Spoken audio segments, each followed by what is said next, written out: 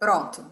Tá me ouvindo? Prontinho, agora sim. Bom, eu já Bem-vinda. tomei 1 litro de Rivotril. Ana já me conhece, Micaela já me conhece. Tudo bem? Doutora Miriam Saudade. já deve estar assim, nossa, a Cláudia já deve ter tomado 2 litros de Rivotril. Tava comendo acarajé, fala a verdade. Tá certo. Gente, como já deu 5 horas, Aham. eu posso fazer uma abertura, daí eu passo a palavra para a Cláudia e a gente começa a discussão? Pode ser?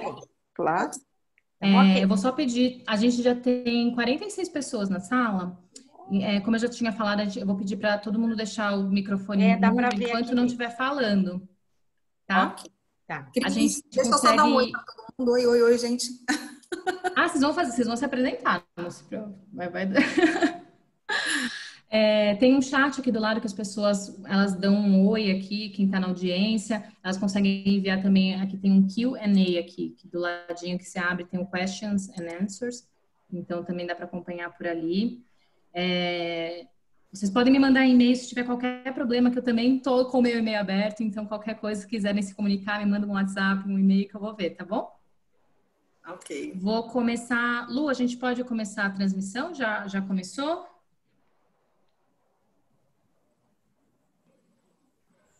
Pode sim. Então tá. Então, pessoal, boa tarde. Boa tarde para todo mundo que a gente já entrou aqui. Já temos 56 pessoas vendo a gente. O meu nome é Pamela.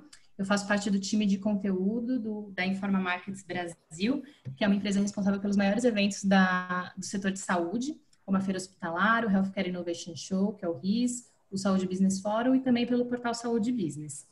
Esse webinar, ele faz parte de uma série de conversas com especialistas e o de hoje está sendo realizado em parceria com a Inconsad, que é o Encontro Nacional de Serviços de Saúde e Atenção Domiciliar. Abordaremos o tema o processo de deshospitalização e as estratégias para a continuidade de cuidados. Contaremos com a moderação da doutora Cristina Ribeiro, diretora e coordenadora científica da Inconsad, e como debatedores a Célia Malvese, diretora de operações do Grupo Sene, no lugar da Sueli Kaiser, que teve um imprevisto e infelizmente não poderá estar conosco hoje, a Miriam Queda, diretora assistencial da Rede Humana Magna de Saúde, a Ana Miquela Lista Merchan, consultora de saúde e longevidade, e o Erivelton Cordeiro Carvalho, diretor de atenção domiciliar da Prefeitura de Contagem. Nós estamos transmitindo ao vivo no canal do YouTube do Saúde Business e em seguida esse conteúdo ficará disponível tanto no canal do Saúde Business como da Feira Hospitalar lá no YouTube.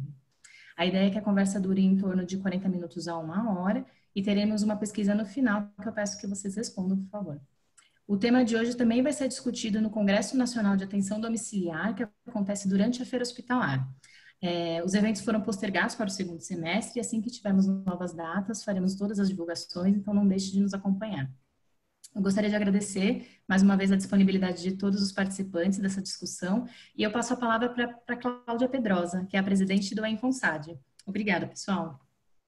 Obrigada, Pamela. Primeiro, quero agradecer a todos que estão presentes. Essa integração público-privado, né, é super importante para a gente tratar todos os assuntos. Obrigada, Erivelton, né? Por você estar aqui, doutora Miriam, doutora Célia, Ana, doutora Cristina. Agradeço mais uma vez a parceria com a Hospitalar, isso é super importante para o setor e é importante para toda a rede, né, pública e privada, a gente ter esse momento dentro da Hospitalar e que, se Deus quiser, a gente vai estar junto no segundo semestre e ano que vem no grande Inconsad, o grande encontro que a gente vai fazer em 2021. Eu vou passar a palavra para a doutora Cristina. Obrigada mais uma vez por moderar a mesa e obrigada a todos que estão presentes.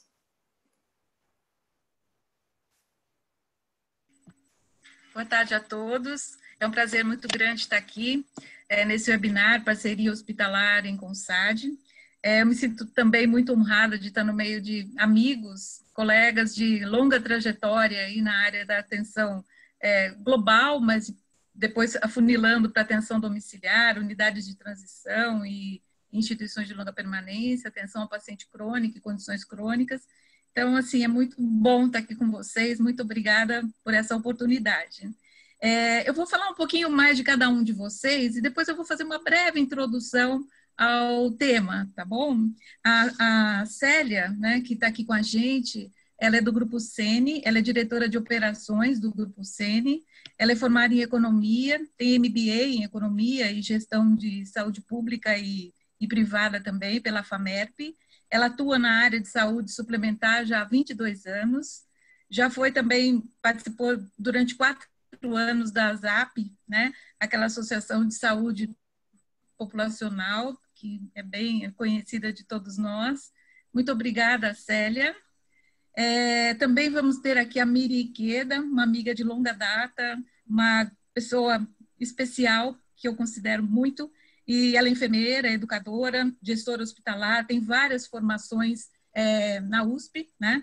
Conheço bem a Miriam do Proasa, né, de um curso de especialização em administração, que foi o primeiro curso que nós fizemos alguns anos atrás, né, Miriam? E também no MBA executivo de gestão executiva de saúde, que é do INSPER. Ela possui vasta experiência na área de gestão de saúde, já ocupou várias posições dentro da estrutura da Sociedade Beneficente Israelita Albert Einstein, e atua também no setor público. Ela tem uma vivência bastante grande, e a gente vai ter aqui a oportunidade de conhecer um pouquinho da experiência da Miriam. Ana Michela, outra querida amiga, que também a gente já conhece já faz um tempo, né? Que é consultora atualmente aí, em saúde e longevidade. Ela tem também uma assistente social, ela é especialista também em home care pela Escola de Enfermagem da USP. Ela também é mestre em gerontologia social pela PUC São Paulo. Fez uma reviravolta na carreira há algum tempo atrás, deixou um cargo de gestão, foi estudar e agora volta com uma consultoria e com uma bagagem imensa na área de envelhecimento. E a gente também vai ter o prazer aí de te ouvir, Michela, e aprender um pouco com você. E, finalmente, a gente tem o Erivelto Cordeiro Carvalho, né, que é um diretor da atenção domiciliar da Prefeitura Municipal de Contagem. Ele é diretor da atenção domiciliar lá na Prefeitura de Contagem, enfermeiro, especialista em terapia intensiva da Fundação Hospitalar do Estado de Minas Gerais. Então, a gente está muito bem amparado, né, com tantas pessoas, com tantos conhecimentos e bagagem. E eu vou fazer uma pequena introdução, porque o tema de deshospitalização é um tema que eu gosto muito, que eu estudo já tem algum tempo, pratico.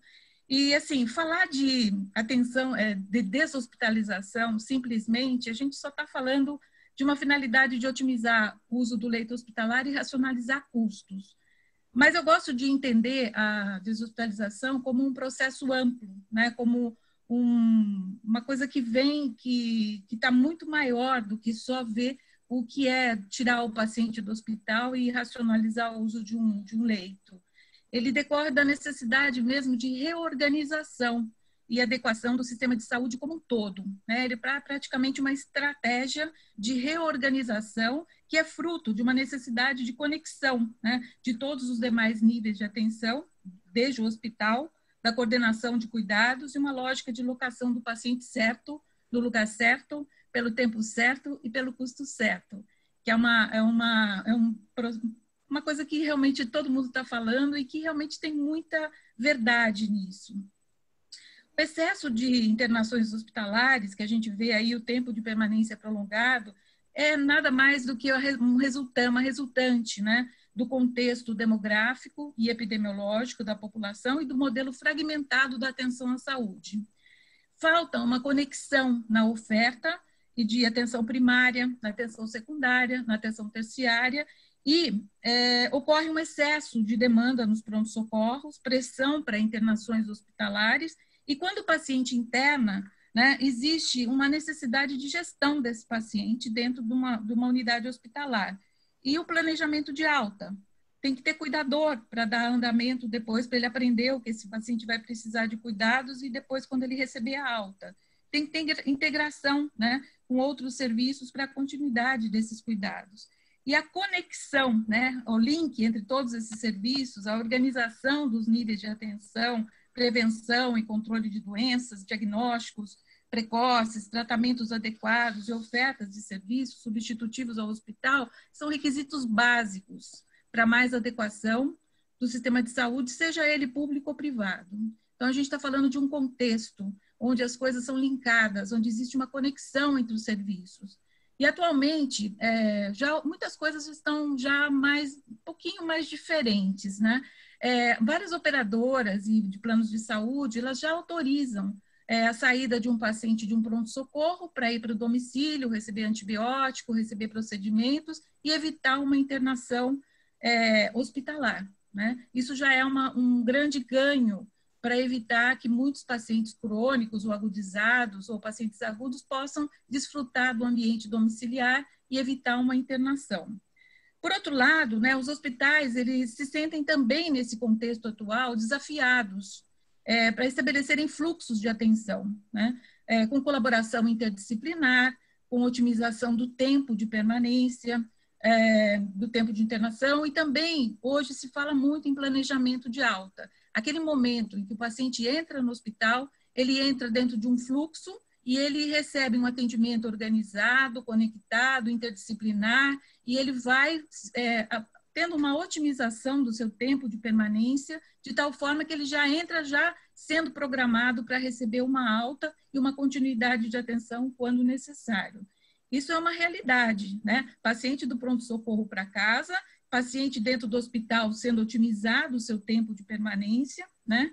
E existe uma articulação desse paciente para que ele tenha uma continuidade de atenção. Aí é aquele braço que o hospital, as equipes hospitalares estão cada vez mais tendo com as equipes de atenção domiciliar, as equipes das unidades de transição e também com as instituições de longa permanência. E também outros cuidados domiciliares, de repente, se o paciente não é tão complexo, existe também a possibilidade de você fazer um treinamento durante a internação e ele sai com um cuidador familiar ou contratado e a vida segue.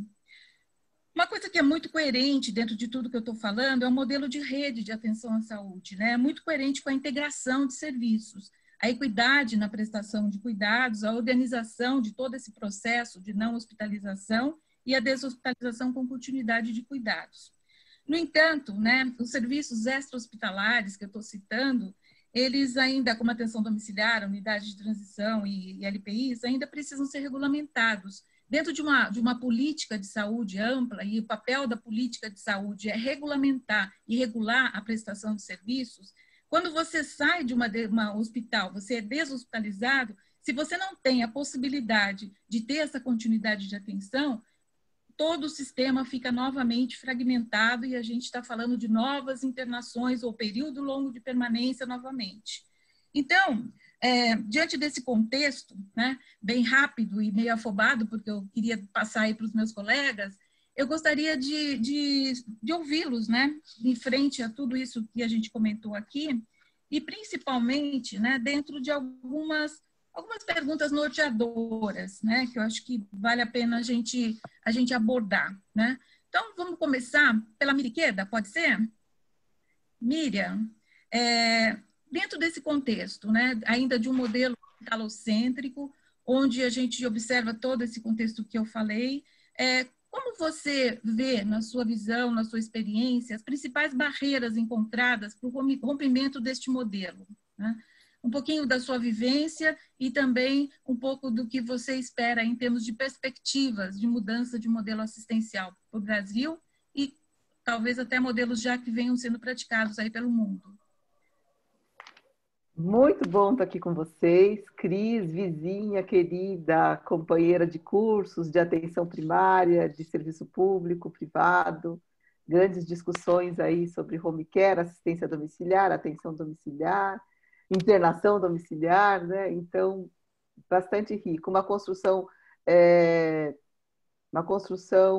ímpar no Einstein, né? Então, nós duas do serviço público, numa instituição privada, desafiando os grandes para implantar uma assistência que a gente acredita e vencedora, né, Cris? Eu acho que é isso que a gente leva dessa vida nesses momentos em que a gente está em casa refletindo sobre o Covid e repensar toda a nossa vida, né? Acho que é fundamental isso. Eu entendo o seguinte, quando a gente fala de níveis de prevenção, né, vai lá atrás, em nível de Clark, você sabe que eu gosto deles, a gente fala na jornada da pessoa quando ela adoece até o momento em que ela fica boa e volta para a sociedade, a sua reinserção social. Então, o desenho é nítido. Agora, os equipamentos de saúde construídos para atender esses níveis de prevenção é que eles ficam truncados. Então, nesse modelo, o que a gente fez? O que nós fizemos aqui desde a década de 60? A gente centralizou esforços no modelo curativo, né? Então, tudo se resume a um hospital. A atenção primária nunca tem recurso, você não consegue insumo, você não consegue fazer a prevenção. E o hospital passa a ter que assumir muita coisa, e o papel dele é atender pessoas doentes. Ele recebe, então, pacientes. E o problema do sistema de saúde é que se eu não saio curada desse hospital, eu me eternizo na condição de paciente. Acho que esse é o problema principal, né? A sociedade passa a não me ver mais. Se eu entro no hospital e tiro minha vesícula e saio, ou não, eu tiro o meu útero, uma mama, e saio, ninguém viu nada. Eu volto para a sociedade linda, acabada por dentro, mas aceita socialmente. Se eu saio inteirinha, porém cadeirante, essa sociedade já não me aceita. Eu virei uma paciente, porque eu sou uma cadeirante, né?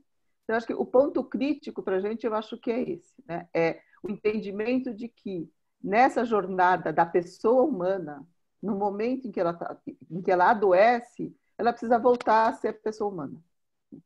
E quando você pula etapas desse cuidado, dessa possibilidade de ela voltar a se entender como pessoa, não mais como paciente,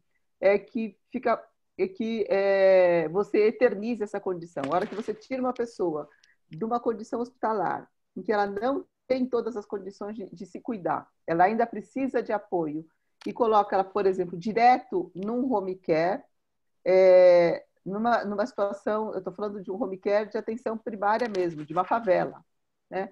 Você não dá condições para essa pessoa, você joga uma responsabilidade para essa pessoa. Tem um momento certo dela ir para casa e ter o seu cuidado lá dentro. E a clínica de transição, ela entra no momento para quebrar tabus em relação a cronificar essa condição. Então, ela não é um hospital de crônicos, ela não é um hospital de retaguarda. Ela vem para fazer uma transição do paciente para a pessoa humana que ela foi antes de se tornar paciente. Então, acho que assim, basicamente para mim essa é a essência, né, do que a gente está conversando aqui hoje. O processo de deshospitalizar, ele não necessariamente é tirar do hospital mais precocemente visando o custo. Não, não é só isso, né? É fazer o atendimento certo no local certo. E eu acho que esse é o que a gente precisa discutir hoje. E a Covid, ela traz uma reflexão. Porque o que está acontecendo hoje? A gente tem um pós-Covid que é desconhecido no mundo. E as clínicas de transição e o home care vão receber esse paciente como? A gente volta um passo atrás porque está com medo de receber e o paciente vai ficar mais tempo no hospital do que o necessário, né? Então, acho que assim, é uma eterna reflexão que a gente faz sobre essa jornada do ser humano no momento em que ele está paciente. Não sei se atendeu, Cris. Com certeza, eu acho que esse é o contexto mesmo. Eu queria ouvir do Erivelton um pouco da experiência dele lá em Contagem em relação a esse processo de deshospitalização. Existe uma conexão entre o hospital municipal, o teu serviço na prefeitura? Existe alguma conexão com os serviços privados? Como é feita a deshospitalização lá em Contagem? Boa tarde, quase boa noite, né? Primeiro, agradecer o convite aí por estar participando junto com vocês desse debate, dessa conversa. É uma honra e é um prazer. Fico muito grato de estar aqui com vocês e poder estar compartilhando um pouquinho da experiência de Contagem. Eu não sei se todos conhecem, Contagem é uma cidade da região metropolitana aqui de Belo Horizonte, fica bem coladinho aqui. A gente tem em torno de 700 mil habitantes e eu estou no serviço de atenção domiciliar, eu estou fazendo a gestão do serviço de atenção domiciliar, o SAD, que faz parte do programa Melhor em Casa, o programa federal Melhor em Casa. E a experiência que eu tenho, eu estou no programa desde 2014, desde 2015, na verdade, mas eu já vinha dentro do Hospital Municipal. como gestor também de um dos setores do Hospital Municipal. E, na época, a gente tinha um serviço bem pequeno, e do ponto de vista numérico, quanto do ponto de vista político também. E aí, assim, desde 2016, a gente vem apresentando um salto muito grande de crescimento em relação aos atendimentos, em relação ao número de equipes, em relação à visão dos gestores enquanto atenção domiciliar. Isso a gente está falando do serviço público, né? Então, assim, o Melhor em Casa ele existe há não muitos anos, né? 2011, a primeira portaria. Então, a gente vem numa mudança rotineira e gradativa do perfil de atendimento, e isso aconteceu com a gente também, aqui em Contagem, né? E aí você me perguntou em relação à relação com o hospital, né? E eu te respondo o seguinte, eu acho que grande parte do nosso sucesso e do que a gente apresenta hoje de resultado está diretamente ligado com essa relação. Eu até costumo brincar com a minha equipe, porque assim, grande parte da minha equipe, são 150 pessoas em média, entre profissionais efetivos e contratados, grande parte deles vieram do Hospital Municipal, de UPAs, de unidades da rede. E isso vem se tornando uma frequente, assim. Por quê? Porque justamente eu penso que a gente obteve muito sucesso depois que a gente começou a agregar esses profissionais que já passaram dentro do hospital. E aí a relação, quando você já tem um profissional em um serviço, que já passou em outro serviço, para você fazer a deshospitalização, a relação é muito mais... tem muito mais êxito, muito mais sucesso e transcorre de uma forma muito harmônica do que o contrário, do que a experiência que a gente já teve com profissionais que são de outros setores, são da atenção básica, que não vivenciaram a rotina de um hospital. Então, aqui a relação, eu penso que um dos sucessos que a gente tem é essa relação harmoniosa entre os profissionais do serviço de atenção domiciliar com os profissionais do hospital e também das UPAs, da rede de urgência como um todo, né?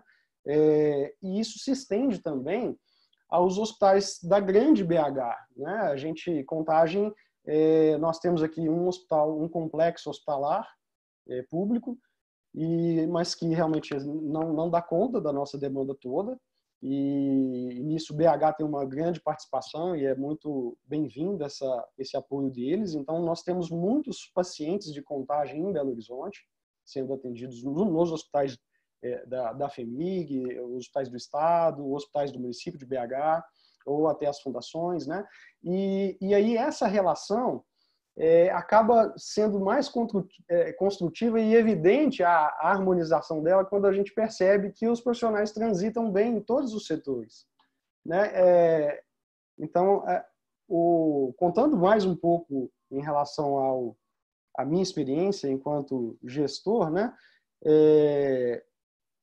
Em 2016, a gente implementou uma diretoria de atenção domiciliar. Isso deu muita potência aí quando a Miriam citou aí a fragmentação um pouco dos diversos setores de saúde, especificamente em atenção básica. A atenção domiciliar de Contagem ela entrou bem na rede de saúde como um todo, né? Então a gente tem hoje na diretoria de atenção domiciliar diversos serviços agregados a ela, né? Nós temos o serviço de oxigenoterapia domiciliar, nós temos ambulatórios de feridas, nós coordenamos todos os insumos do domicílio, então inclusive da atenção básica, então todo o material domiciliar, a gestão dele é feita pelo serviço de atenção domiciliar. Além disso, nós temos uma equipe também de DST-AIDS, que atende a pacientes portadores de HIV/AIDS que não aderem ao tratamento. Nós temos também agora, recentemente, a criação de uma equipe de intervenção rápida também. Então, a gente está intervindo ativamente em relação ao Covid também. Então, você vê, a gente consegue dançar bem em todas as frentes, né? No hospital, nas UPAs, no SAMU, na atenção básica, na especializada. E aí, assim, a gente percebe que o cerne da coisa realmente está na relação entre os profissionais, né? E digamos, o relacionamento ativo e proativo, né? Que é aquele em que você busca a relação de uma forma harmoniosa. A gente só consegue ter êxito, eu penso que numa deshospitalização, quando você tem essa harmonia nessa relação, entende? Sem dúvida. Agradeço. Acho que existe realmente uma estrutura bem organizada de serviços, né? Bastante coerente. E a gente realmente, nesse palco, dá para realmente conversar com todos os atores e fazer com que realmente ocorra um processo de continuidade de cuidados, né? Eu queria ouvir da Célia um pouco. Ela trabalha no Grupo Sene. O Grupo Sene tem serviços de atenção domiciliar, tem unidade de transição e também tem oferta de insumos, tem uma série de outros negócios associados e espalhados pelo Brasil. Então, dentro desse contexto tão amplo, Célia, como é que você vê, né, essa prática da deshospitalização, né, e como é possível racionalizar os leitos hospitalares, se existem diferenças regionais, se ter uma unidade de transição junto com um serviço de atenção domiciliar facilita essa deshospitalização e essa continuidade de cuidados. Conta um pouquinho, de maneira mais objetiva, do seu contexto, lá em Rio Preto e no Brasil. Boa tarde, quase boa noite a todos, né? Obrigada aí por participar dessa webinar, com uma equipe tão seleta, poder encontrar minha amiga Micaela, do nosso grupo de estudo técnico da ZAP, sempre um prazer. Mas é isso, né? Nosso negócio do Grupo Sene, focado, né, no grande pilar da atenção domiciliar, e ao longo dos anos a organização ela estruturou seus pilares de forma capilarizada no Brasil inteiro. Então a pauta, a questão da deshospitalização, que é uma das grandes vértices, né, e estratégia dentro da linha de cuidado da nossa organização, apresenta uma diversidade enorme frente aos momentos, né, que estamos presentes, desde o estado de São Paulo até no Maranhão, Fortaleza, Bahia, e daí não só nas capitais, né, para o interior. E aí as coisas, cada vez mais, essa questão da gente entender essa evolução de tendência mundial, que é um processo de deshospitalização, de melhoria dos recursos, né, utilizados em todos os momentos da linha de cuidado. Mas a questão, olhando para esse vértice da deshospitalização, a atenção domiciliar, mesmo em função de toda essa diversidade, entendendo a nossa organização e essa capilaridade, ela vem muito do fortalecimento ao longo dos últimos anos dos serviços de saúde, onde ele passou a fortalecer também uma maior segurança nos processos de deshospitalização, porque anteriormente a gente entendia que existia, mas existia uma certa vulnerabilidade. O negócio dentro das linhas de cuidado de uma atenção domiciliar, e aí entendendo todo o segmento de saúde, olhando para a linha hoje do cuidado centrado no paciente, as linhas de cuidado primária, a atenção domiciliar, ela apresenta um arcabouço, uma estrutura muito completa com relação às linhas de cuidado da equipe multiprofissional. Então, ali nós temos uma estrutura onde a gente, aproveitando as palavras aí da doutora Miriam, a questão da eternização da condição do paciente, né? E quanta oportunidade nós temos ali do cuidado integral, que é uma mola percursora dessa mudança cultural, né? E desse movimento dessas tendências de saúde. Isso tanto mundial quanto aqui no Brasil. Tá? O hospital de transição nesse processo, né, nessa evolução da tendência de deshospitalizações cada vez maiores, ela vem para ser um pilar de segurança. A doutora colocou na transição, no aculturamento, em trazer uma segurança maior para a família e para a instituição, para que a gente consiga levar para o domicílio. Eu acho que ainda temos muito que evoluir nesse sentido. historicamente, como a gente tem já um tempo dessa estrutura, né, desse cuidado extra nas nossas estruturas, que são os hospital de transição, ainda as pessoas veem como uma forma de tirar o paciente do hospital, deixá-lo na clínica enquanto um crônico prolongado, e aí a gente começa a ter dificuldade também, né, em função desse aculturamento e do cuidado familiar, e de termos cuidadores, né, mesmo que a gente tente capacitar, ainda existe esse aculturamento também, mas vem evoluindo, e o hospital de transição nesse processo para garantia de deshospitalização, eu acho que e ele vem se fortalecendo, vai ser um canal importante para isso.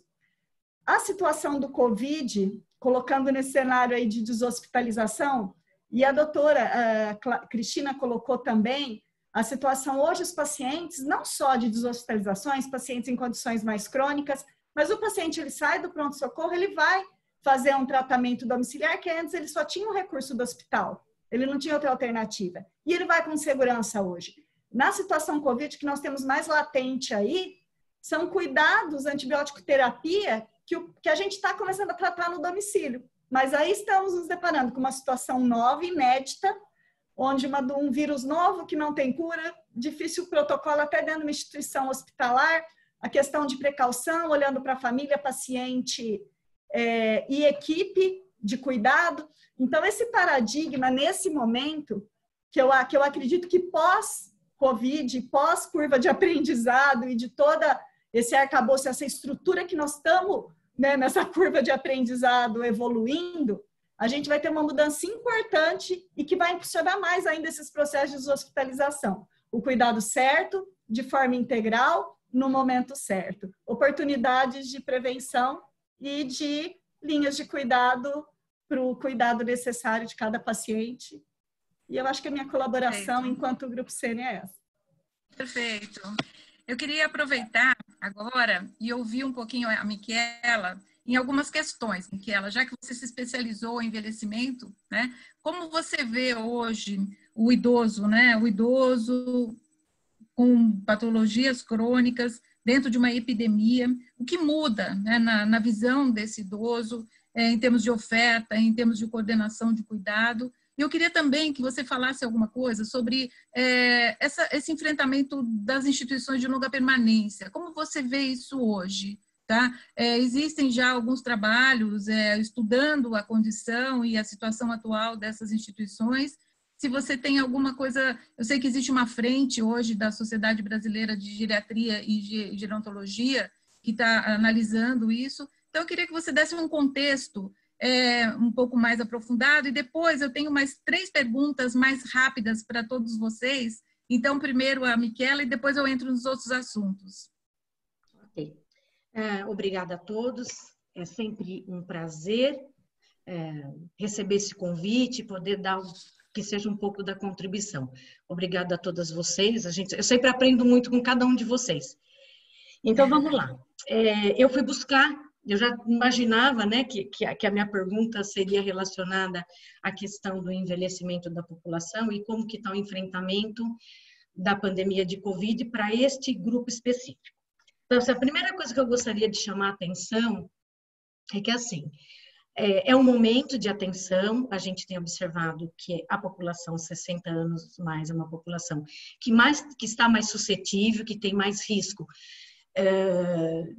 inclusive de mortalidade. Só que isso não pode, em momento algum, impedir a autonomia dessa população. A gente não pode perder os ganhos que a gente tem tido na sociedade na busca da autonomia e do direito dessa autonomia dessa população. Isso não pode, porque a gente fala, não pode sair de casa, tal. Tá, tudo tem que ser por um processo de sensibilização. Eu sei que não é simples. Sensibilização em nenhuma população é simples, mas nunca deve ser de uma forma coercitiva. Esse é o primeiro ponto em que eu peço a atenção de todos. A segunda questão, eu fui buscar o que a gente tem, até porque a gente tem visto o número de óbitos em instituições de longa permanência fora do país. A gente viu isso na Itália fortemente. Temos visto isso em alguns estados dos Estados Unidos. Aqui no Brasil, a gente não está compilando esses números ainda. O que nós temos, que eu deixo aqui para vocês, é que, de fato, a Frente Nacional de Fortalecimento às Instituições de Longa Permanência, ela desenvolveu um relatório técnico que já está disponível no site do SBGG. É um relatório para as ILSPIs, para os profissionais, para os familiares, de todo o cuidado que tem que se ter com essa população. Eu fui buscar também nos comitês, né, municipais das cidades, o que eles estão compilando são casos e tentando levar informação para essa população. Por exemplo, a Prefeitura de São Caetano, ela tem um grupo formado por profissionais técnicos de várias áreas, em que eles estão fazendo toda uma sensibilização em instituições e, inclusive, fazendo a vistoria para saber se as instituições estão bem aparelhadas para poder fazer toda essa orientação. E a gente, trazendo a contribuição aqui com relação à deshospitalização, eu fui conversar com os meus pares, quem está nos hospitais, nas empresas de assistência domiciliar, nos aparelhos de transição. E tudo tem os dois lados. Claro, a pandemia ela tem sido devastadora, ela tem apresentado um grande desafio para a sociedade mundial, para a sociedade médica sem palavras, mas é sempre numa crise que surgem oportunidades. E o que a gente tem, que é a primeira pergunta, né, que é a questão das barreiras, a questão da pandemia do Covid-19 tem contribuído neste momento com o processo de deshospitalização precoce de fato. E as famílias estão aceitando mais e as equipes médicas estão enxergando de outra forma. Foi essa informação que eu recebi. As empresas não estão recebendo, às vezes, casos novos, mas aquele que já era seu paciente, que já estava em alguma linha de cuidado e que por um motivo, uma piora clínica, que são pacientes com doenças crônicas, que estão sujeitos à alteração do seu estado de saúde.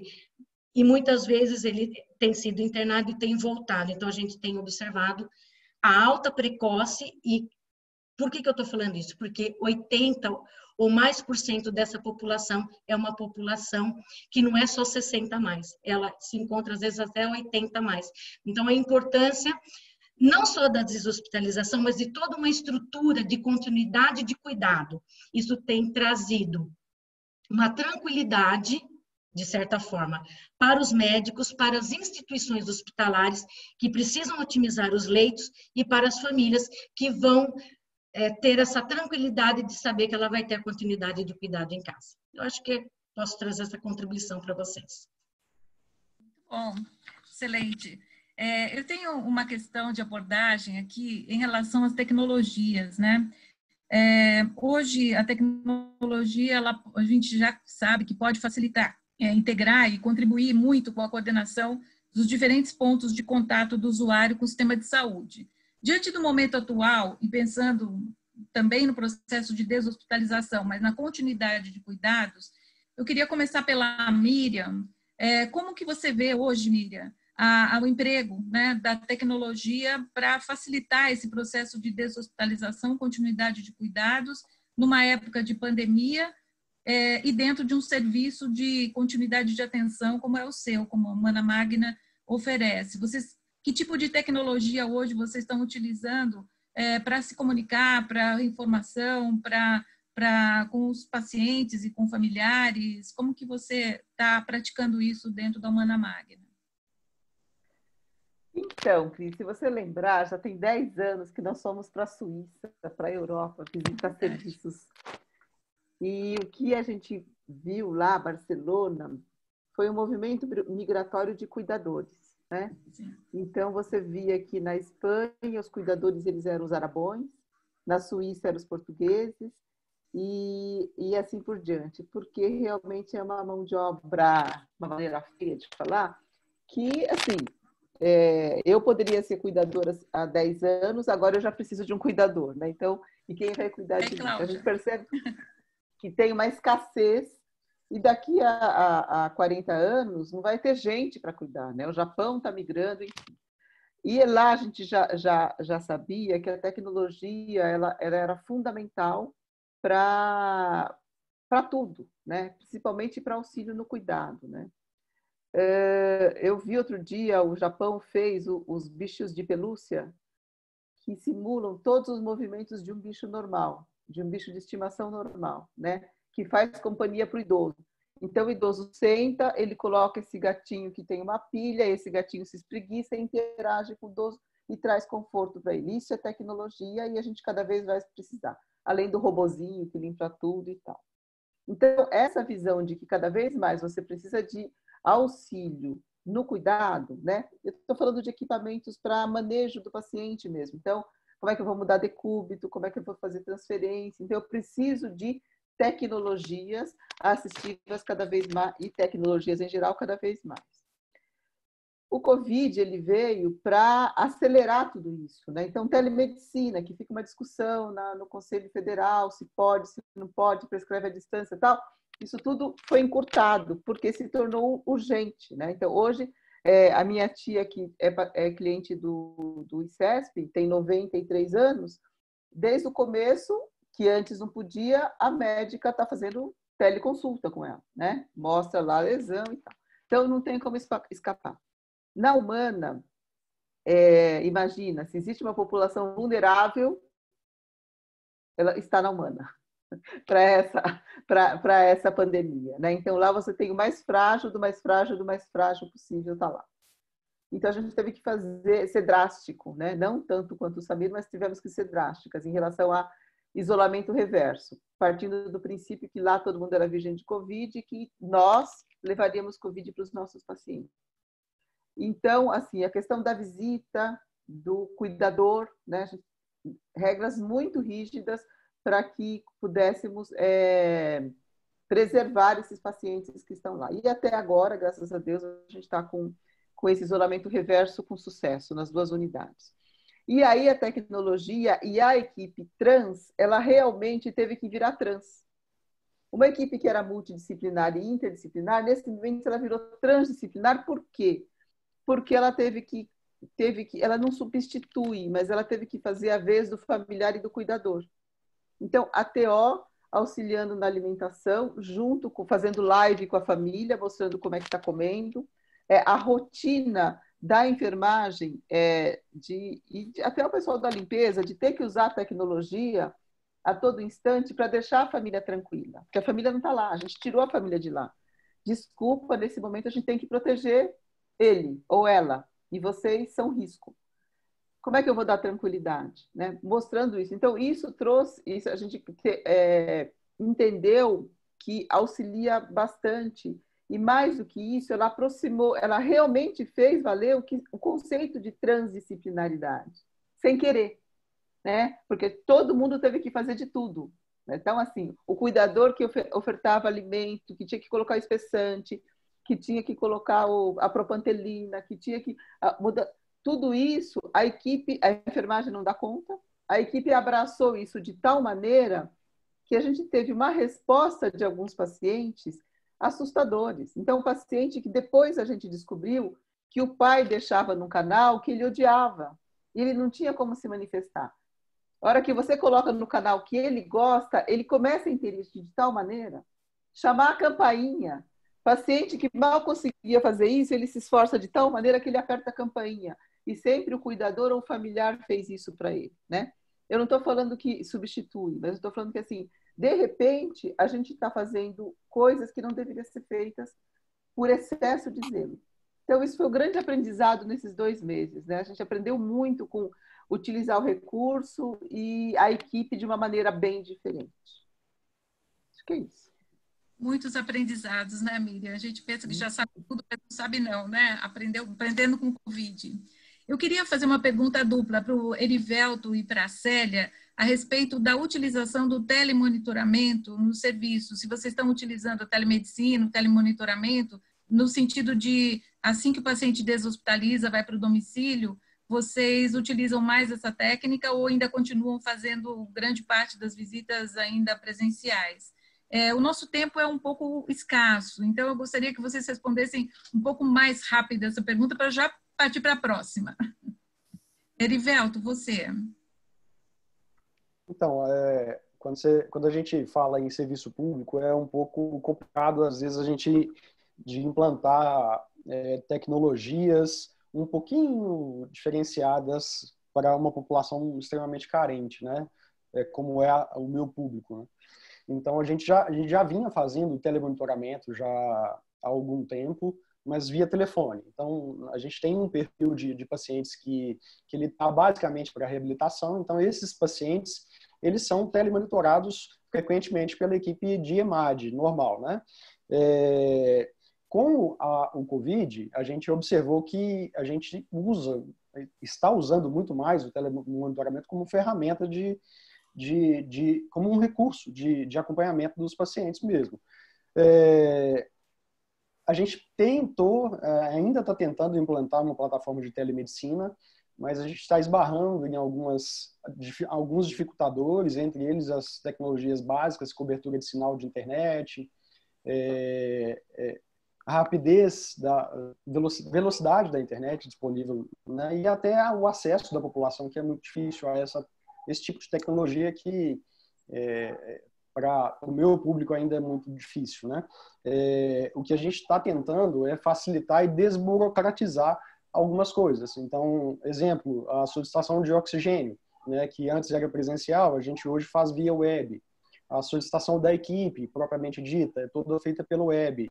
A gente tem uma regulação 24 horas por dia em que o usuário tem à disposição para tirar dúvidas, para pedir uma avaliação rápida. Então, enfim, a gente está trabalhando ainda com as telechamadas em um grande volume, né? Então, basicamente, a gente está fazendo dessa forma, né? E as visitas domiciliares, né, infelizmente, a gente reduziu um pouco, mas não conseguimos reduzir mais pela carência e a necessidade do nosso público, né? A gente tem uma fragilidade muito grande dos nossos pacientes e que não tem jeito, a gente tem que fazer a domiciliar para verificar a situação. Até um questionamento muito grande da minha equipe de apoio em relação a essas visitas domiciliares, né? Por que um fisioterapeuta tem que ir para avaliar? Por que um dentista tem que ir para fazer a intervenção? Então, assim, é uma questão de bom senso e de interdisciplinaridade, é discutir cada caso e optar pela visita ou telemonitoramento em conjunto. É dessa forma que a gente tem feito. Perfeito. Célia, qual é a sua experiência na utilização desses equipamentos e da telemedicina, telemonitoramento? No momento realmente do COVID, na nossa experiência, ele veio acelerar. A questão da telemedicina, propriamente dita, e a tecnologia, ela vem no segmento como um meio, né? Ela não é o fim de todo esse processo. Então, nós tivemos uma experiência de criamos uma ferramenta, né, uma plataforma, onde a gente conseguia fazer a telemedicina de forma completa, com gravação, vídeo, e isso foi acontecendo de forma gradativa. Então, os contatos médicos, principalmente, e de equipe multi, porque a gente começou a ter recusa de atendimento no domicílio por parte de algumas famílias que não queriam, né, que o profissional, no caso de situações de menos complexidade, mas que estavam em atendimento com a equipe multi. Então, a gente teve, né, que ter uma solução para isso. Tem algumas situações que foram avaliadas e continuamos o monitoramento ou por telefone ou pela tele através dessa plataforma. Isso foi aceito, existe sim, como o Erivelto colocou, a questão de problemas de acesso a internet, celulares, isso acontece e eu acho que vai ser um problema ainda, mas vai evoluir sim.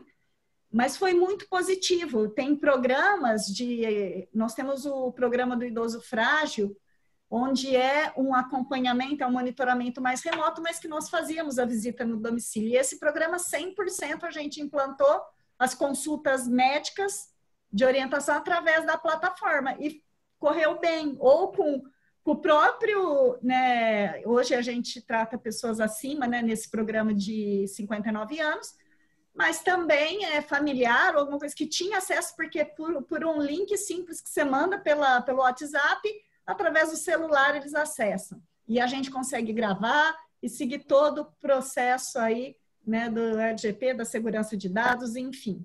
Então, foi um impulsionador. Antes disso, né, essa questão da telemedicina, né, implantada dessa forma não tinha acontecido. E há outras, como a Central de Atendimento Clínico, que é o contato, onde a gente deixou um plantão 24 horas, temos, né, de médico, e aí numa demanda de intercorrência noturna ou qualquer situação de sintoma do próprio COVID, existia o contato médico que também, através dessa plataforma, fazia consulta, né, e aí acessava, tinha uma avaliação. Então, está sendo uma ferramenta, a tecnologia veio sim nesse momento para ser um apoio a toda a condição de cuidado e tratamento no momento onde a gente está vivendo um distanciamento social e, de certa forma, mantendo toda a segurança, em algumas situações abrindo mão da presença dos profissionais. Muito obrigada. Miquela, por favor, na sua visão do envelhecimento, como você vê o uso dessas tecnologias, né? Da telemedicina, do telemonitoramento, do uso de dispositivos, de ficar em casa, de ser telemonitorado. Como é que você vê isso, a aceitação do idoso? Depois que sai do hospital, deshospitaliza, vai para casa, onde ele lá ele é atendido por pessoas, chega em casa, ele recebe um monte de informações e começa a ser monitorado e telemonitorado pela tecnologia. Como é que você vê isso? Então, mais um campo de oportunidade, né? Eu comungo da fala do próprio doutor Erivelto, que tem a questão de que existem locais que têm dificuldade de acesso, né? A internet tem dificuldade de chegar. A população idosa, ela tem suas limitações, não são todos, então a gente tem aí um campo para ser vencido, que é a questão da inclusão tecnológica desse grupo, mas aí a gente também enxerga a oportunidade. É o desafio que a gente vive agora, porque a gente tem uma grande parte da população que já está incluída tecnologicamente, eu estou falando da população de 60 anos mais. Vamos falar a verdade, gente. Na população, 80 anos mais, porque a população de 60, 70 é uma população conectada, claro, levando em consideração que estamos num país continental e que a realidade do Amapá, da Amazônia, é completamente diferente daqui do Sudeste. Isso tem que ser levado em consideração o tempo inteirinho. Entretanto, a gente sabe que essa população tem buscado cada vez mais se conectar, e cabe aqui um espaço de oportunidade. As empresas, pelo que sei e fui pesquisar, foi um avanço, né, que quebrou barreiras para a questão da teleorientação, não só da teleconsulta. As famílias, concordo com a Célia, foi o que eu levantei com as empresas, as famílias começaram a negar o atendimento, então houve revisão de PAD, claro que com toda uma avaliação, todo um critério, e algumas terapias ou consultas, como, por exemplo, a consulta do nutricionista, teve a oportunidade de ser realizada através da telemedicina. Avançou os programas de teleorientação e houve todo um trabalho e toda uma atenção das empresas de telemonitoramento, das empresas de assistência domiciliar, em incluir, né, em ter uma atenção, porque o filho e às vezes o cuidador não está mais na casa desse idoso nesse momento. Então, a telemedicina já era uma realidade, a teleorientação, esse contato para tirar dúvida e tal, existia. Muitas vezes, aí eu comungo com a Miriam, feito por aquele cuidador que estava ali, por aquele familiar. E houve a necessidade de se fazer a inclusão desse idoso para que ele pudesse fazer o contato, receber a orientação para manutenção e continuidade da assistência. Mas a gente tem um caminho vasto ainda a perseguir, porque isso não é uma realidade para todo o nosso país. Com certeza. Eu gostaria de agora fazer uma rodadinha rápida de dois assuntos. Um deles é a respeito da regulamentação, né, desses serviços de continuidade de cuidados, e também como é que vocês veem os custos, né? Como é que vocês veem em relação aos custos e modelos de pagamento desses serviços pós-hospitalar? A gente sabe que a atenção domiciliar, a unidade de transição, as LPIs, elas não são regulamentadas pela Agência Nacional de Saúde. E no serviço público, a gente sabe que, apesar das regulamentações que existem através do programa Melhor em Casa e toda a estrutura descentralizada de prefeituras, também não existe uma quantidade suficiente de serviços para cobrir toda a necessidade da população. Então, assim, como é que vocês veem isso em termos de estruturação dessa rede, a não regulamentação ainda? Então, o que a gente vai precisar fazer para regulamentar essa área? E em termos de modelos de remuneração. Então, Miriam, vamos começar por você novamente. Como você vê essas duas questões, assim, dentro da Humana Magna e da sua experiência aí no mercado? Bom, primeiro a questão regulação, né? Sempre que a gente fala em regulação, vem um monte de medos, né? Pode ser restritivo. Será que eles vão ouvir todo mundo antes de fazer essa regulação? Vão entender o que é esse negócio, porque senão eu engesso alguma coisa que pode estar dando certo de uma maneira diferente. Então, primeiro, acho que assim, a gente tem muito medo porque as pessoas não estão abertas ao novo, né? Nós, quando eu digo as pessoas, eu me incluo. Então, a gente tem muito medo e muita resistência de tudo, e muita desconfiança. O que a gente vê é o custo do desperdício e, principalmente, o custo da desconfiança, né? Então, acho que esse é o ponto crítico para a gente. Quanto custa o custo da desconfiança? O que é o custo da desconfiança? O custo da desconfiança é quando eu faço uma iatrogenia e peço um raio-x desnecessário para saber se usaram 10 pinos naquela cirurgia. Então, isso é o custo da desconfiança. E eu tenho uma fila no SUS para fazer raio-x ou tomografia de 8 meses, 10 meses, e que aí a pessoa já foi embora, já resolveu. Então, acho que esse é o ponto que, quando se fala em regulação, você já vê tudo com desconfiança. Como é que as clínicas funcionam hoje? De alguma maneira, elas encontraram brechas, né? Se adaptaram a uma nomenclatura. Clínica de imunodeprimido, clínica de isso, clínica daquilo, brechas aconteceram. E elas funcionam, tá? Elas não são ilegais, né? Elas funcionam dentro de alguma especificação. E o que a gente entende? Então, acho que isso é um ponto, é o que eu vejo da regulação. Ela é importante, mas ela precisa ser feita de uma maneira muito criteriosa com quem realmente está atuando, para entender que a hora que eu defino que para uma pessoa com traqueostomia, BIPAP dependente, precisa ficar numa semi-intensiva. Não, né? Ela vai para o home care, ela vai para uma clínica de transição. A hora que eu levo esse paciente para uma clínica de transição e eu tento fazer nessa clínica uma estrutura de semi-intensiva, eu quebro, né? E acabo sendo iatrogênica de novo. Ele vai ter coisas que ele não precisa. Então, por isso, esse ouvido atento é muito importante na hora da regulação. Esse é um ponto. O outro ponto em relação a pagamento e custo, eu acho que o que é importante, né? O importante é compartilhar risco, né? Então, quando eu falo de que no hospital você paga por procedimento, né? E aí eu, uma idosa de 62 anos, com sobrepeso, diabética e hipertensa, e um jovem erivelto, saradinho, magrinho, bonitinho, sem nada. Os dois com uma fratura de fêmur, né? O preço do procedimento fratura de fêmur é X.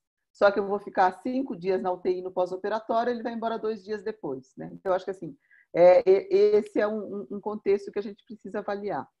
Quando eu falo que nós queremos a pessoa, eu não vou tratar a fratura do fêmur, eu vou pegar essa pessoa com uma fratura de fêmur e vou fazer de tal maneira que ela volte para a sociedade, não só andando, mas com a autoestima em ordem, com o peso adequado, com a sua cabeça em ordem e adaptado a uma nova função, né? Se ele era um corredor de ciclista, não vai ser mais, mas qual é a adaptação que ele vai ter, né? Então, isso tem um valor. Tem um custo e tem um preço. A hora que eu falo que eu me comprometo a fazer isso, né, e que se eu não conseguir, para fazer isso, eu preciso disso, se você me pagar isso, e se eu não conseguir, eu devolvo o dinheiro, ou você me aplica uma multa, né, fica mais transparente. Eu não tenho interesse de reter o paciente, né? Eu não preciso ficar com ele. Ah, vou ficar... Nossa, como é que está a ocupação do hospital hoje? Nossa, está 60%. Sexta-feira, deixa o paciente até sábado, vai, a gente fica com uma taxa de ocupação melhor, né? Um dia a mais. Gente, eu não estou sendo cruel, estou falando realidade. Então, assim, isso precisa acabar.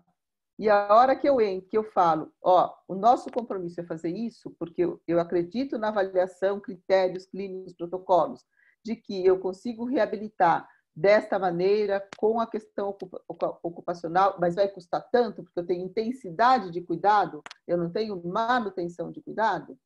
E se eu não conseguir, você me desconta, né? Eu estou sendo transparente na negociação e aí eu consigo realmente ser custo-efetiva, né? Porque eu estou entregando uma pessoa humana dentro de uma nova ocupação, dependendo da limitação que ela teve ou não, ou voltando à sua atividade normal, numa negociação justa. Eu acho que se não for por aí, não vinga. Perfeito. Foi claro? Foi muito clara, muito clara. É um contexto bem real mesmo. Erivelto, como você vê essa coisa do custo para o serviço público de uma deshospitalização, e como que você vê também a regulamentação ou a regulação? Se o serviço de atenção domiciliar de vocês, ele entra na regulação de algum serviço dentro do município de Contagem? Primeiro, falar que, nossa, é gostoso ouvir a doutora Miriam, né? Eu teria muito prazer em jantar um dia, almoçar, para a gente bater um longo papo, viu? Vamos marcar ainda, se Deus quiser, pós-convite, uma conversa longa, quando a gente vai ter tempo para a gente... Aí em Minas, tá? Conhecer. Aí em Minas, que eu Em quero Minas. conhecer. Será um prazer. Conheço restaurantes ótimos aqui.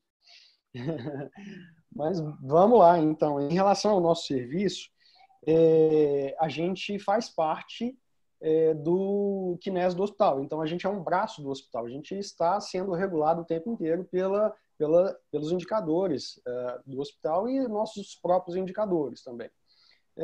Mas esse eu penso que não é um problema hoje para a gente em relação à regulação, porque a nossa produtividade ela tem até se superado ao longo dos anos. Então, tanto é que há o investimento no programa muito relacionado a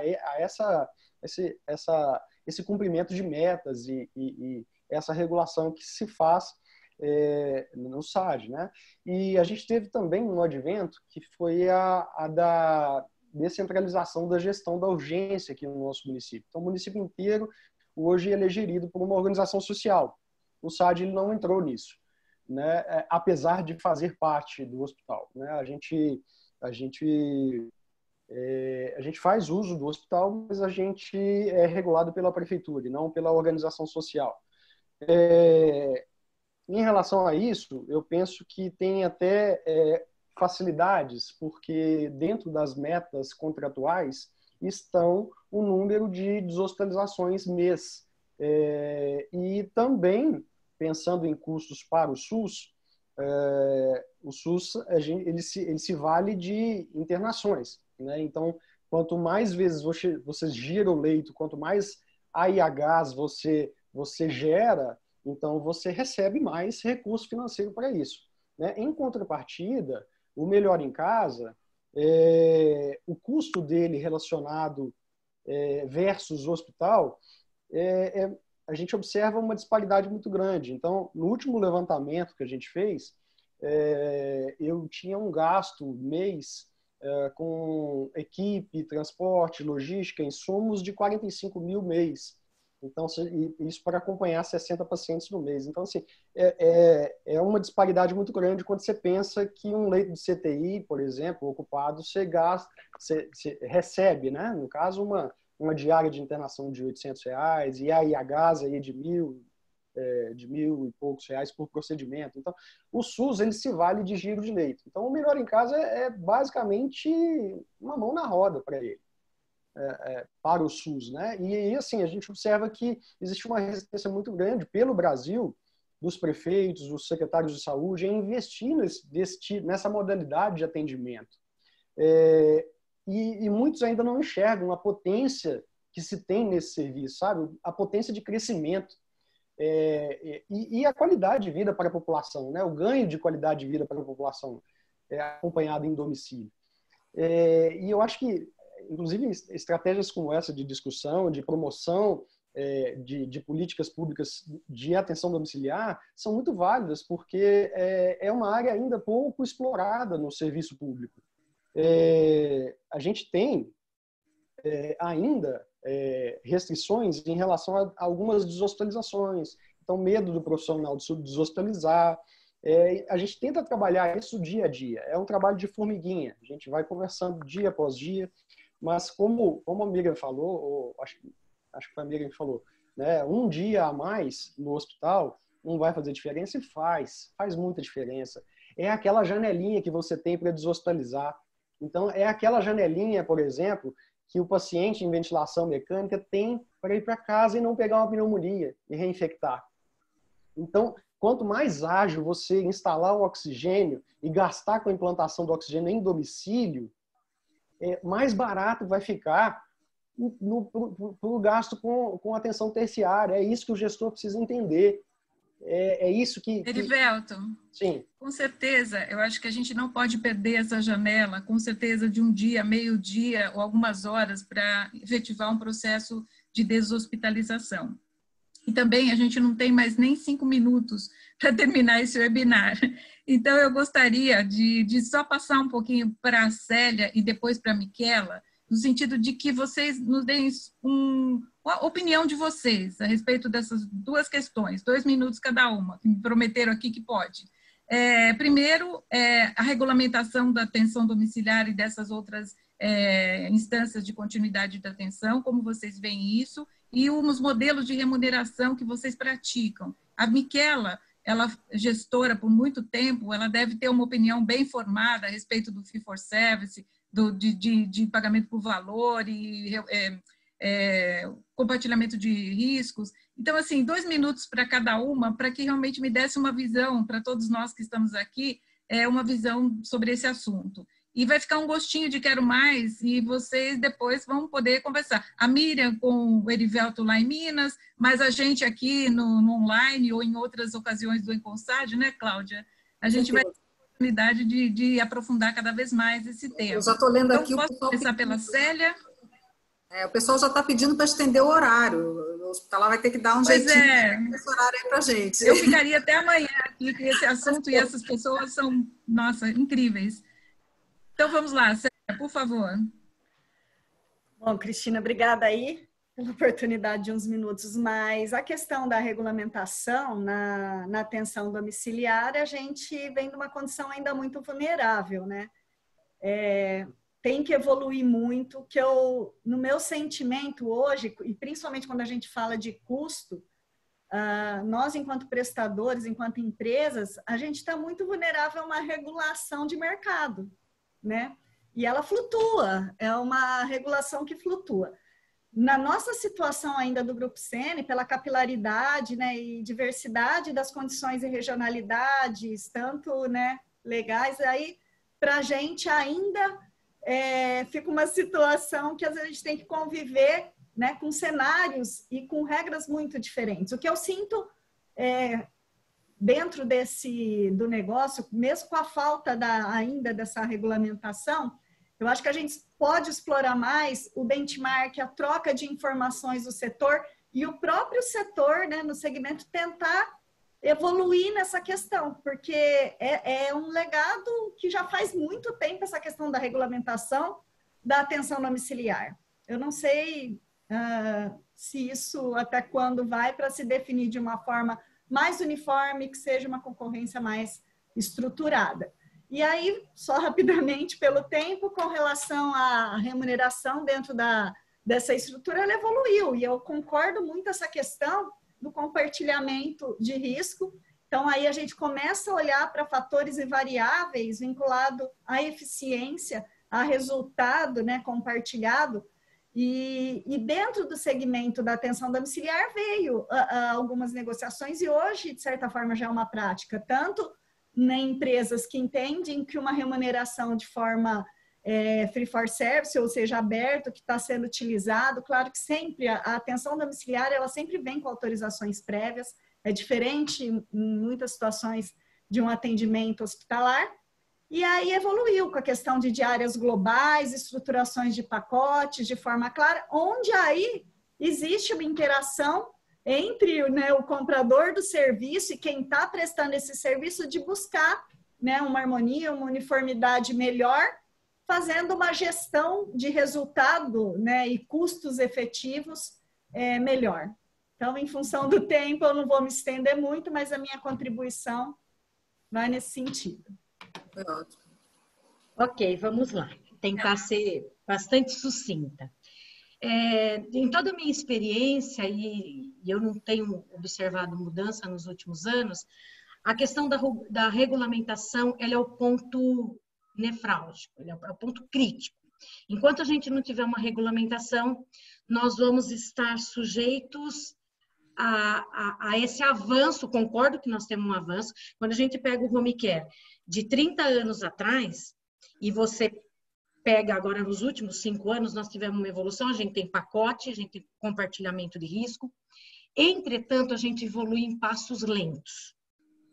E eu concordo com a Miriam que a gente evolui em passos lentos, porque geralmente a fonte pagadora, ela ainda tem muito medo do novo. E eu tenho medo do novo porque eu não tenho uma regulamentação. Então, assim, quando a gente olha a remuneração do home care de 30 anos atrás, quando você fazia uma deshospitalização no modelo fee for service, que ainda prevalece, ainda é a grande maioria da forma de pagamento, que você tem aquela diferença brutal, hoje já não se faz mais, porque nós estamos deshospitalizando casos muito mais complexos e lançando mão de tecnologia. E a gente faz um monte de coisa em casa hoje e esse preço, hospital, unidades de transição e domicílio foi ficando mais próximo. Por isso que a deshospitalização não pode se dar unicamente pela questão custo. Volto a concordar com a Miriam, você tem que avaliar todo um conjunto de benefícios que vai do leito hospitalar, claro, do custo, sem dúvida nenhuma, mas do benefício para o paciente, para a família, enfim. Mas a gente evolui, mas ainda evolui em passos lentos. Mas eu sou totalmente a favor, eu acho que o compartilhamento de risco, que tem sido uma grande novidade e tem sido muito usado pelas unidades de transição, ele tem sido a grande contribuição para a gente quebrar esses paradigmas, essa barreira e a gente conseguir avançar para esse novo. Mas a regulamentação, ela tem que existir, porque senão a gente sempre vai ter o pé atrás. Acho que essa é a minha contribuição. E a gente vai continuar esse assunto aprofundando em outros webinars, né, Cláudia? E também no evento maior em setembro e também no próximo congresso da Hospitalar. Eu queria agradecer muito a presença da Miquela, da Célia, do Erivelto, da Miriam, dizer que para a gente é sempre muito bom discutir as coisas com as quais a gente trabalha, acredita, e acho que a gente deu um passo além, acho que teve uma audiência bastante expressiva desse nosso encontro e garanto que a gente realmente atingiu o nosso objetivo. Eu queria, antes de passar a palavra para a Cláudia, para ela dizer, finalizar esse webinar, que a gente resumisse numa palavra o que a gente está levando desse webinar, né? Vamos começar por você, Miquela.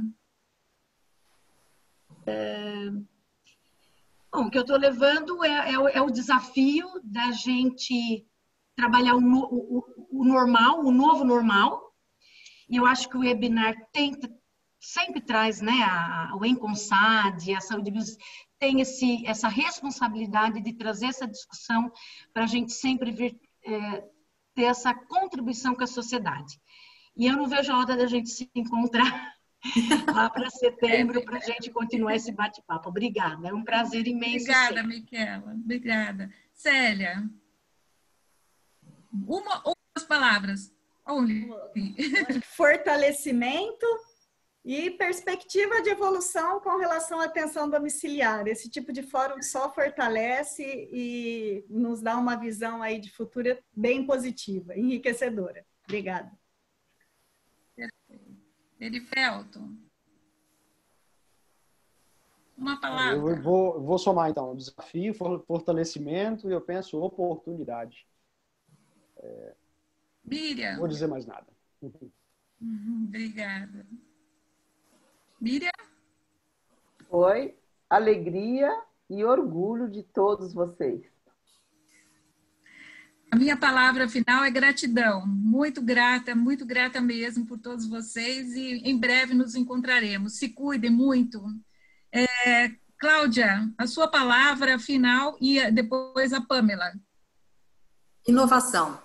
Inovação e integração. É isso que a gente precisa, é isso que a gente vem trazendo com os Enconsades, com essa parceria com a Hospitalar. Integrar não só o setor público quanto o setor privado, mas todos os nossos profissionais, né? Nutrição, físio, fono, todos para poder discutir exatamente temas importantes e relevantes para a saúde, né? E saber em cada região como atua. Eu queria fazer muitas perguntas também, mas a gente vai para um próximo com certeza, né? E saber, principalmente as empresas que têm em outros locais, em outras regiões, quais são as características diferentes de cada uma delas. E a gente precisa trazer isso para dentro dos nossos webinars, trazendo pessoas de várias regiões para a gente poder discutir esses temas também. Obrigada, gente. Foi um prazer imenso estar aqui com vocês.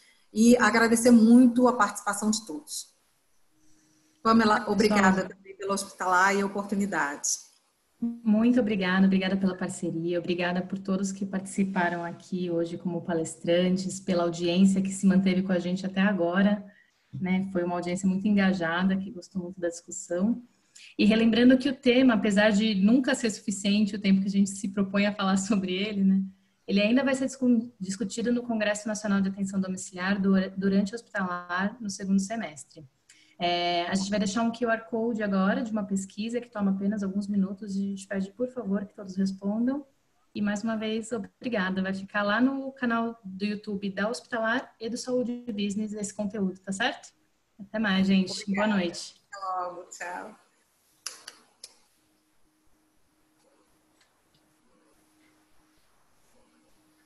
Como é que faz o QR Code aqui?